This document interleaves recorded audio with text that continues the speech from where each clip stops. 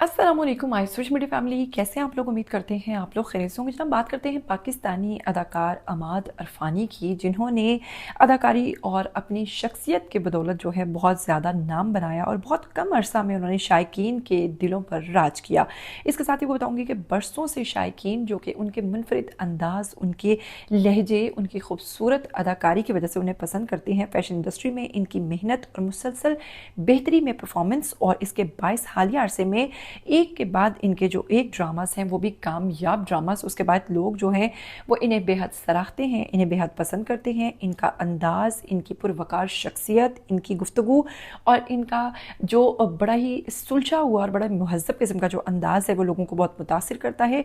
अगर बात करें इनकी ज़ाती ज़िंदगी की, तो इनकी ज़िंदगी से जुड़ा एक इतना बड़ा गम है जिसे वो भुला नहीं पा रहे और उन्होंने इस चीज़ का ज़िक्र कई बार किया है। वो गम क्या है आपको बताएंगे, जिसकी वजह से वो समझते हैं कि अगर मेरी ज़िंदगी में मैं दिन ब दिन थोड़ा सा यानी कि ध्यान नहीं दे पा रहा हूँ और मुझे वो गम जो जिसको मैं भुला नहीं पा रहा हूँ, और वो कौन सी ऐसी चीज़ है या वो किस चीज़ की याद है जिसे मैं अपने दिमाग से नहीं निकाल पा रहा हूँ, और ये चीज़ उनके लिए काफ़ी मुश्किल का बायस बनी हुई है। हाल ही में जब उन्होंने एक रमज़ान ट्रांसमिशन में शिरकत की तो उन्होंने अपनी ज़िंदगी से जुड़े एक बहुत बड़े सदमे की बात की, जिस पर सोशल मीडिया सार्फिन जो हैं वो बहुत ही ज़्यादा उदास हुए और उनके लिए बहुत ज़्यादा गमज़दा भी हुए।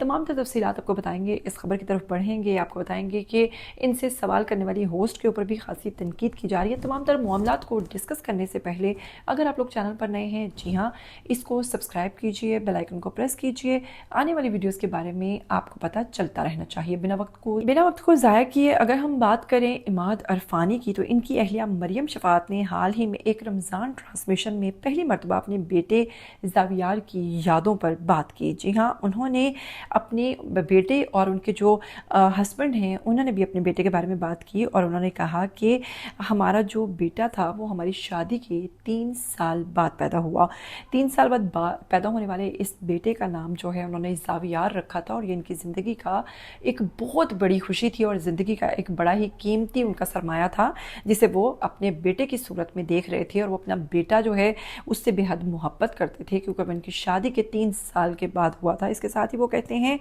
कि इनकी ज़िंदगी की पहली खुशी थी, लेकिन एक अफसोसनाक हादसे में उसका इंतकाल हो गया। अब उसके इंतकाल की वजह क्या थी आपको बताती चलूँ कि अक्सर लोगों ने अपने घरों के अंदर स्विमिंग पूल्स बनाए होते हैं और वो अपने बच्चों को भी ट्रेनिंग देते हैं, स्विमिंग भी करवाते हैं, लेकिन आपको पता है कि स्विमिंग पूल में लेवल्स होते हैं पानी के, और जाहिर सी बात है यहाँ पर कोई इतना केयर नहीं की जाती। बाहर के मुल्कों में तो इन चीज़ों का ख्याल रखा जाता है कि बच्चे इससे आगे नहीं जाएंगे या फिर जा सकते हैं या नहीं जा सकते, या पानी का लेवल क्या होगा। तो वो कहते हैं कि जी हमारे घर में जो स्विमिंग पूल था, हमारा बेटा जो है वो उस पानी में डूब कर उसका इंतकाल हुआ था, और जब इन्हें पता चला तो वो पानी में डूब चुका था। आप सोचिए कि एक माँ बाप के लिए ये कितना बड़ा सदमा है कि उनकी औलाद जो कि शादी के 3 साल बाद पैदा हुई और उनका बेटा जिसका नाम ज़ावियार है, जब इन्हें ये मालूम हुआ कि उसकी स्विमिंग पूल में गिरने की बायस और वहाँ पर डूबने के बायस उसका इंतकाल हुआ है, तो इन दोनों से ये गम जो है बर्दाश्त नहीं हो पा रहा। इस सहाने ने दोनों वालिदैन को शदीद सदमा दिया, और इसी प्रोग्राम में मरियम शफात ने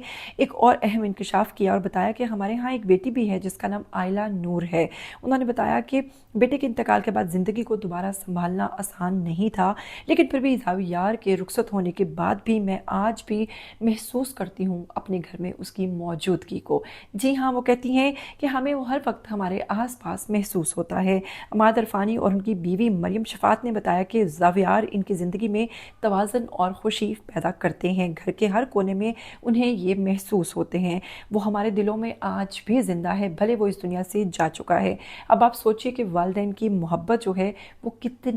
किस तरह की मोहब्बत होती है। वक्त के साथ साथ उन्होंने दुख को यादों में बदलने की कोशिश की, और अब वो कहते हैं कि हमने अपने ईमान की ताकत से उसको यादों में बदला है और बहुत मुश्किल से हमने सुकून और खुशी को महसूस करना शुरू किया है। इस साल दोनों मियां बीवी ने अपने बेटे की सालगिरह भी एक मुनफरिद अंदाज से मनाई। जी हाँ, वो कहते हैं कि हमने किसी मस्बत और खुशगवार दिन की तरह इसको मनाया ताकि हमारे बेटे की रूह को सुकून मिले। और इसके साथ उन्होंने एक ऐसा अदारा जहाँ पर